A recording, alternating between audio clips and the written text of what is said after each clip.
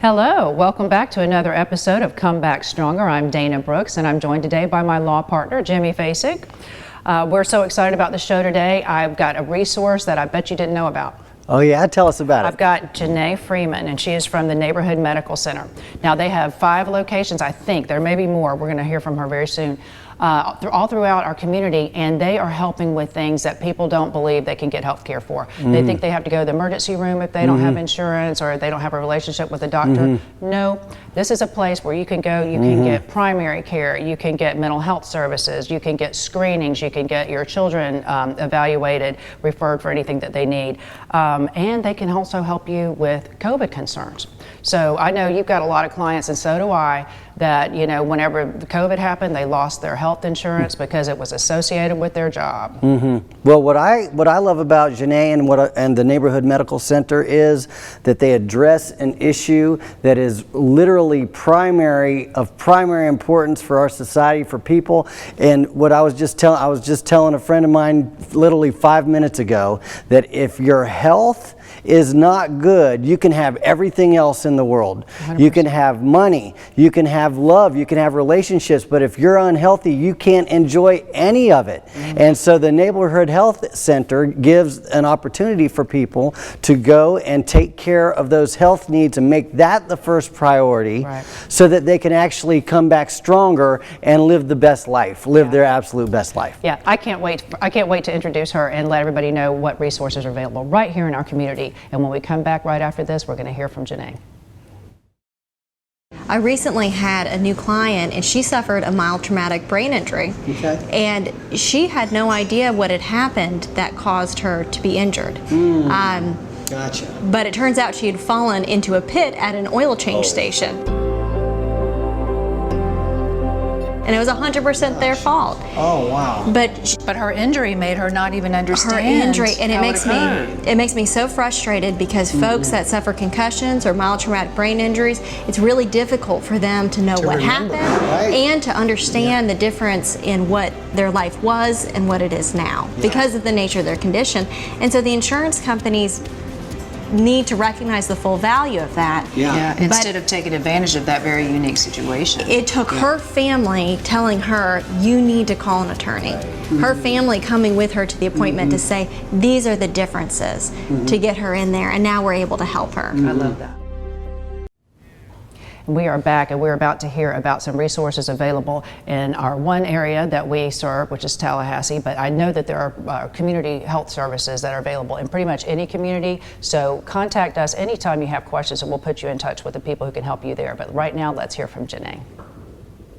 Ms. Freeman, thank you so much for being a guest with us on our Come Back Stronger show. Thank you for having me. So you are the CEO of Neighborhood Medical Center. Yes. What is that exactly? Neighborhood Medical Center is a federally qualified health center. We've actually been around since June of 1974. Wow. But in 2016, we got the opportunity to become a federally qualified health center. So that means that we continued our mission of primary care, but we were able to expand those services to more people in our communities. Where is it located? We actually have 5 locations, one inside of the Lincoln Center.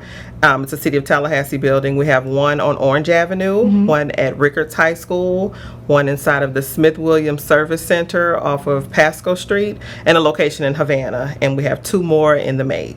Do people have to pay for their medical care there, or is it given freely, or what's the deal with that? We have an array of options. So we do take insurance for people who have health care insurance. We also offer a sliding scale for those people who don't. What does that mean, a sliding scale? So a sliding scale, the services, you're able to pay for services based on your income. So if your income is X amount, based on that and how many people are in your household, you get a reduced rate. So people in our community who are at 100% or below the poverty guidelines, our nominal fee is only $5 for services. Oh, wow. So we never want money to be a barrier for access to care. That's interesting. So people can come there for just $5 if they can't afford medical care. Yes, definitely. And for people that are watching, what would you tell them? How would you encourage them to come to Neighborhood Medical Center for care? Just call us and come talk to us. If you have questions, we're willing to answer those questions. We want to make sure that you make an informed decision about your healthcare options. What is your background? My background is social work. Okay. I've been a social worker for a long time. Even before I got a master's in social work, I was a social worker. Oh, really? So I decided to go to school and get a degree. Okay. Past that, I also have a master's in urban and regional planning. I used to wonder, why do certain things happen in certain neighborhoods? Why are railroad tracks separating certain neighborhoods? So I decided to go to school and learn more about it. So That's interesting. I have 2 masters, yes. And how did you come to be the CEO of Neighborhood Health Center? Well, I started at Neighborhood as in a social work position doing case management, and the opportunity presented itself for me to step into leadership, and wasn't sure if that's what I really wanted, but I wanted to make sure that the services stayed available, our staff was ready to continue their mission of healthcare, and they needed someone who could help, and I figured I'd been here for a while, let's try it. So I got into leadership at Neighborhood. Do you find that there's a lot of people that are intimidated to come for healthcare? Yes. And why is that? There's several reasons. A lot of times people just aren't comfortable with disclosing personal information to people that they don't know. Right. So that's one good thing about Neighborhood. When you come here, you're family, and it's in your neighborhood. That's so nice. trusting our providers is key, and establishing that relationship is definitely what we focus on as a clinical provider. And I think being proactive with healthcare is really important in the community too, especially the underserved community or the lower socioeconomic status.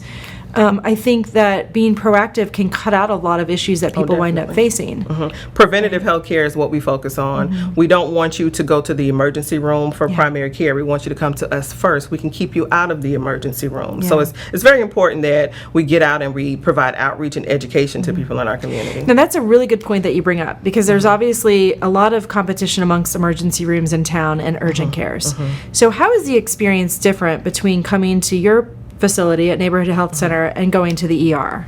Definitely, it's not an emergent service. If you're coming to us, we're going to make sure that things are in line. We prevent you from having to go to the emergency room. We want to make sure that you're educated about any kind of chronic disease that you have. We want to make sure that you're able to manage that and educate you in that process as well. We just don't want to say, hey, did you know you're diabetic? We want to have diabetes education classes with you, educate your family, people who are doing the cooking in your household, who are buying groceries. We want to make sure that that whole process is in place so that you can make better and informed decisions. So it's like a lifelong partnership with people in the community and not just a one-stop shop. And it's in your neighborhood, so that makes it that much better. Easily accessible. Yes. And you have regular doctors there. Regular doctors, just like you would find at any private practice. Okay. Nurse practitioners, physician assistants. And when you say primary care, can you explain what exactly that means? Routine physicals, well child exams. We do provide pediatrics and OB services as well, in addition to dental. So coming in just for your regular checkups, physicals, anything that you would normally contact a doctor about, that's what you can get there. That's High what we blood consider. pressure. Yes. What about psychiatric issues? Definitely. We also have a psychiatrist on board, and we have a psychiatric nurse practitioner. We have mental health counselors. So we run the gamut. We want to make sure that everyone knows that Neighborhood is here for holistic care. Okay, so depression, anxiety. I think a lot of people are experiencing that. Oh, yes. With, being in a pandemic and coming out of a pandemic. So can the doctors there write prescriptions for psychiatric medicine? Definitely. With the pandemic, mental health issues have been exacerbated. We've had a great need, so we've expanded our mental health services to Saturdays. So we have our psychiatrists come in on 2 Saturdays a month to provide care. We have after-hours solutions for people who aren't normally able to come during 8 to 5. We don't want you to have to choose between your job and health care. That's a great point, right? So you're open on Saturdays Yes, for we're people. open on Saturdays. We have evening clinics. We do pop-up outreach and education events. We want to make sure that people know we're here and we're not going away. That's wonderful. Well, when we come back, I have a question for you about COVID and COVID shots. Okay. Oh, how wonderful. I love that what they're doing is providing everything you could possibly need, and they're doing it on your schedule to accommodate you, so it doesn't create another burden to you to have to leave your work, jeopardize maybe that situation even further, missing time just to get the things that you need to live. Yeah. Yeah. Well, I love the fact that they're doing preventative medicine. Yeah.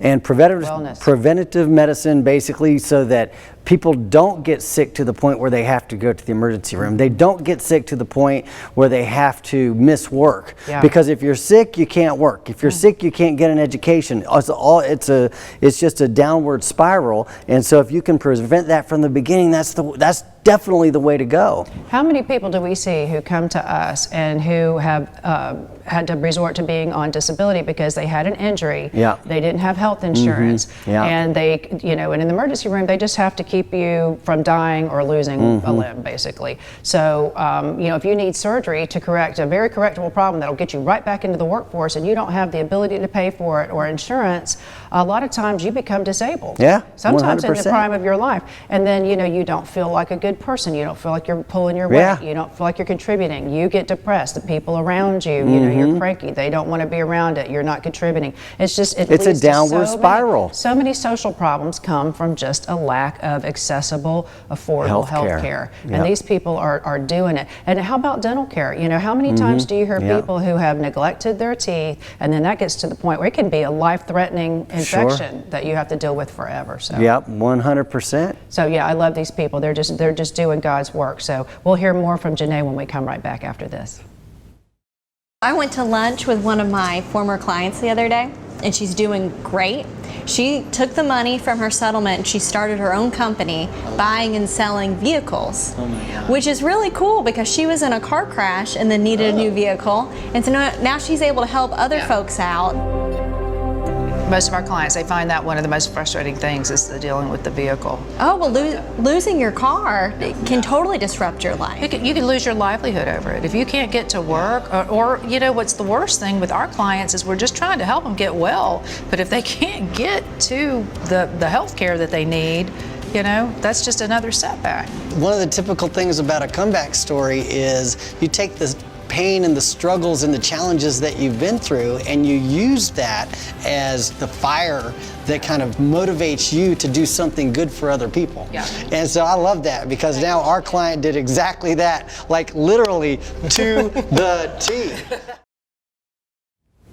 And we are back to hear our second segment with Carrie Roan's interview with Jeanne right now. Okay, so let's talk about COVID and let's talk about the immunizations and the shots. Okay. I want to know the good, the bad, the ugly. There's a lot of rumors going around. There's a lot of people that are scared. There's a lot of people getting the immunizations at CVS or Publix or whatever. Do you guys offer the immunizations? We do. Okay. We do offer the vaccinations. I want to say that the ugly is dying from COVID. Yes. We have something that can keep patients or people out of the hospitals, keep them from dying. The vaccine is not 100%, but it's a shot at getting back to normal, and that's what we have to focus on. So we know that there's a lot of vaccine hesitancy. You can come to neighborhood. We have clinical providers who are there to answer questions, to talk to you about your hesitation, inform you about what the ingredients are in the vaccine. It's not going to harm you. You know, we're here to help. Yeah, Come I talk think to there's us. a fear in the community, and correct me if I'm wrong, you probably know more about it than I do, but you know, I work in personal injury law and I have a lot of clients, and a lot of people are scared because they think the government's trying to control you with the shot. They think that they're putting something bad in you that's going to wind up causing Parkinson's disease, or there's so much misinformation going on about out there. So tell me, what are the different shots that are available? What are the ingredients in them? And you know, how can people get to you? Do they have to make an appointment? Can they just walk in? I know that was kind of a loaded question. It's okay. Well, right now we have Pfizer, Moderna, and Johnson & Johnson. Now that it's back off of pause now. So we have those 3 vaccines available for anyone that wants them. We do vaccine clinics every day of the week, except for, depends on which Saturdays we do. And we're in the community doing outreach events on Saturdays. So at those events, we may have vaccinations available. But you can come to our location. You don't need an appointment. You can stop by our Orange Avenue location. We can get you vaccinated. It takes about 15 to 30 minutes. We get you in and out. So it's here. People have to ask questions. There's no such thing as a dumb question. You need to be informed about your health care. Ask us. We're here to tell you to help you make the best decision you possibly can. Now, Johnson & Johnson was on pause. What was that all about? The Johnson & Johnson pause, there were, when it started, when everyone was noticed about it, there were about 6 people who suffered from blood clots. Now the number was up to 15. There was a certain age range of women who were affected. So the CDC decided to take a pause, investigate, see what they needed to determine, and now they've released that pause because those 15 cases were significant, but in the total number of people that were vaccinated with the Johnson & Johnson vaccine, it was a small number. So it's more important for us to get vaccinated. Those side effects are few. There will be a different consent form for those people who want Johnson & Johnson vaccine, but if you don't want Johnson & Johnson, you have other options. The key is just to get vaccinated and make an informed decision. So I've had COVID, and I know a lot of people that have had it, they're like, well, I don't need to get the vaccine, I've got the antibodies. And I had that thought myself too, right? What would you say to those people that have that thought process that they don't need the vaccine because they have the antibodies?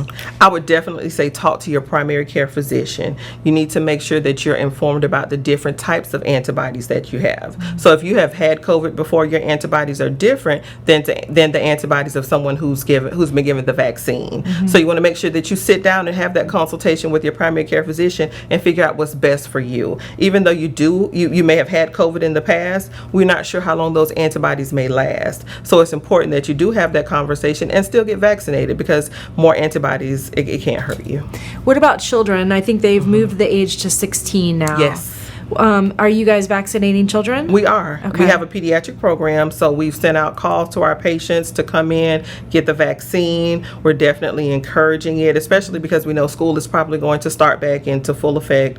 It won't be digital in Leon County anymore, so we want people to be as protected as they can. Teachers are vaccinated. As many of the students as we can get vaccinated is just as important. So really, for life to resume back to as normal as we can make it, we all need to be vaccinated. We definitely vaccinated. Definitely need to be vaccinated. Our kids want to get back to socializing and some sense of normalcy. Of course, things will be different, but it's important that we provide as much protection as we can. My son is 17 and he just got his vaccine. He just turned 17 and he got his vaccination the other day. And it was important for us as a family to make sure we're doing everything we can. Right. There's not a vaccine available for our younger 2 children yet. I know something's coming down soon, but it's important to try to stay as safe as we can. It's not just for you, it's for everybody in our community. So can you debunk some of the rumors that this is really just the government trying to keep us down or trying to control us or give us something that hasn't been tested? You know, there's so many rumors going around. Can you debunk some of that stuff for us? They're just rumors. That's all they are. I'm here. I've been vaccinated. Nothing's happened to me. Nothing's happened to my coworkers. We're here. And I understand vaccine hesitancy, especially as an African American woman. I understand the history of vaccines in this community, in this world, and in the United States, especially with the Tuskegee experiment. Yes. So there's definitely understanding for that, but we're in a different place. Things aren't perfect, but now we have access to so much more, and it's important to protect each other. So if you come in, let's have a conversation, let's talk about it, let's debunk the myths if that's what you're dealing with, but those are just myths. I'm so glad you brought up the Tuskegee trials, because back then when that happened, that was all very shady and subversive and dishonest and, you know, obviously highly unethical. Do you see any of that going on now with vaccines? Because to me it seems like everything is out in the open. They can come to you and they can ask you questions and they don't have to commit to anything. And it's not a requirement. It's not a law saying that you have to get the vaccine, but I do ask that you at least take the time and be educated about it, because once you get that education, you'll make a better informed decision. We have patients who started out, and even people that are in healthcare who started out saying, yeah, I don't think I'm going to take it, or I'm going to wait and see. Well, what are we waiting on? We know what COVID will do, you know. So, and after that time of spending some time talking to our primary care providers and being educated about the vaccine, they've changed their minds and they're okay and glad about it. I think that's a wonderful message. At least be educated and not listen to what your neighbor says or what your cousin's mother says or whatever. At our vaccine clinics, we have to debunk myths every day. We have to say, no, that's not what's going to happen. Here's the information sheet. This is everything you need to know. And even after the fact, if you still have some questions, reach out. That's why we're here. Yeah, I think a lot of people get sick after the second shot. Some. And if they feel sick, can they come back to the clinic and talk to you about it? Definitely. We highly encourage that, because we don't want you to be at home thinking, okay, what's going to happen? I'm nervous, I'm scared. Call us. We have providers available. You can dial our non-emergency number after hours, and we'll talk you through it. I love that. So you really are a family kind of an extended family for people in medical care, and it's not just some remote doctor that you can't access. Correct. It is important that our providers are available to the patients that we serve.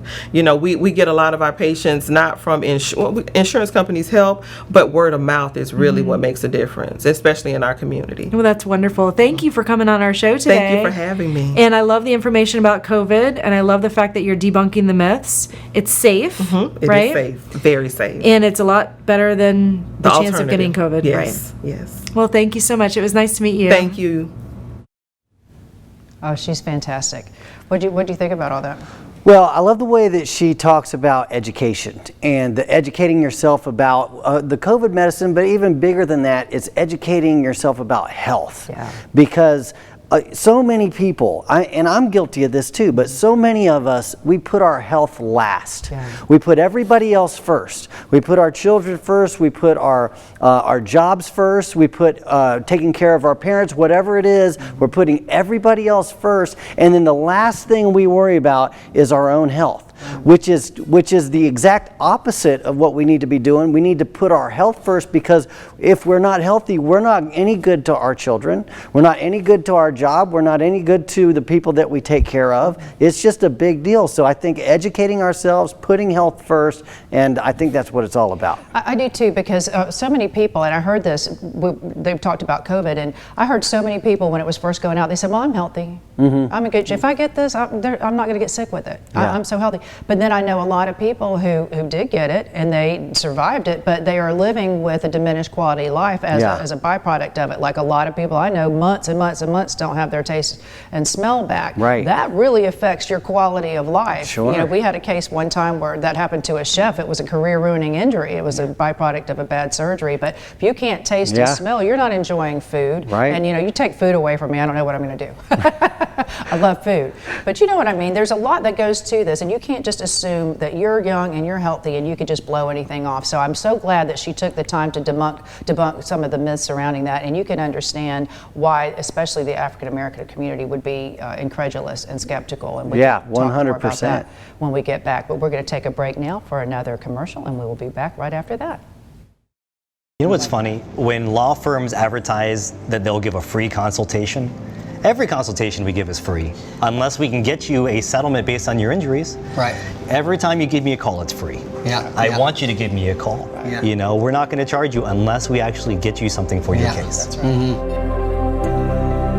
You don't have to pay me anything unless I win the case. Right. And on top of that, I'm going to pay for all of the court costs and the deposition costs and medical records costs and expert opinions costs. All of that's coming out of my pocket, and if we don't win the case, then we eat those costs at no charge to you. Right. So we don't take a case we don't believe in because it's not in our interest. Right. And we don't minimize or devalue your case because that's also not in our interest. Right. So it makes everything fair. If you have a lawyer on a contingency fee, you can hire the very best lawyer.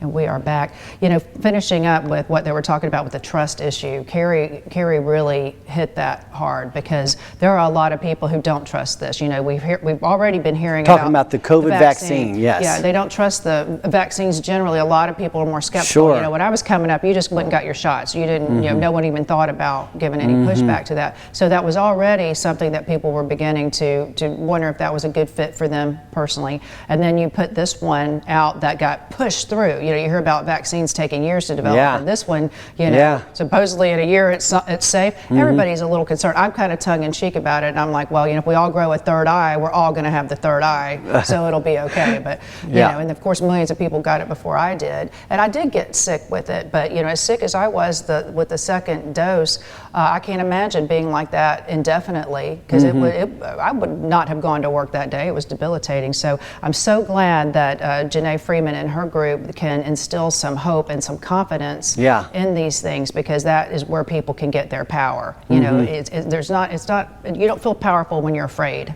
And I think that's what she and her services, the people who help provide the services under her group, that's what they do, is they give you your strength back, they give you your power back, so you can go back into the world so and you can come back stronger. You can come back stronger.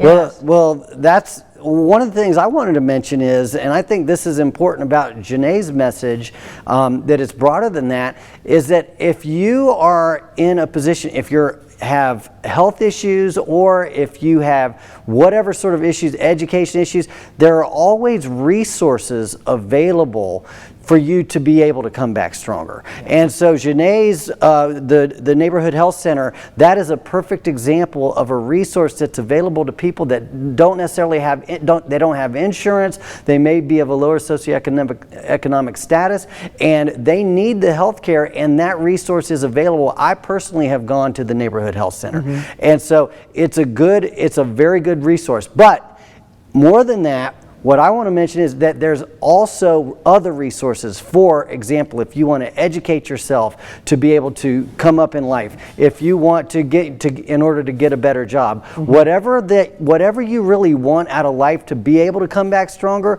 the resources are out there if you just look for them, and it doesn't take that much to find them. No, it doesn't, and there's networking. You know, that's one of the things we pride ourselves on at Facing Brooks, is we want people to call us if you have any legal question, even if it's not something we do, because we know that we have a lot more, you know, legal contacts than the average person. So let's put you in touch with some people who can help you. Let me put you in touch with someone who can walk you through this. And that's what you've got to do. You've got to learn to reach out. And I bet you anything, if you go to the neighborhood medical center, you're going to see a bulletin board or a lot of, or a room that just tells you all the resources. If you need help with housing, if you need help with, you know, temporary assistance with your utilities, if you are facing an eviction, because that's what social workers do. I always talk about social workers on this program because they're the true heroes, in my opinion, because they're just the glue. You know, they don't do one thing, they do everything. And they link you to other people, they know people, and if you could just get over either a fear of reaching out or your pride. Sometimes it's just exactly that. It's being willing to ask for help. Yeah. And being willing, because there are people out there that are willing to help you. You're part of an organization, the 211 organization, that is, if you're having mental health issues or challenges, you could just pick up the phone and call 211, another resource for people who want to come back stronger. But it's a matter of sometimes swallowing your pride, sometimes just asking for help and choosing the right person. They say that your net worth is your network. And so it's all about networking and reaching out to the people that can help you, because there are people out there that are willing to help. They are. Well, this is a great show, and they're a great resource. So we hope you enjoyed the show, and I hope you watch next time. And reach out to us if you have someone you think would be a great comeback stronger story. Reach out to us at marketing@facingbrooks.com and check out our QR code and link with us on social media. Thanks. And you know what the insurance company offered him? $5,000. Really? He's completely blind, and they offer him $5,000. Ask him to sign a release. To a lot of people, especially when they're hurting and when they're down and when they're vulnerable, $5,000 is a life-changing amount of money. And they're not looking at the value of what has been lost. They're not looking at what it would take to make that person whole, which is our job. That's our job. Their job isn't. Their job is to save the insurance company money. And they look at this person and they go, I bet $5,000 would get your full attention. And they come in and they dangle it with a settlement release, and then once you sign it, you're done. You can't come back to us and ask us to wave a magic wand and make that go away. That can't go away. My client didn't accept the $5,000. We took him all the way to trial. We got a $5 million verdict.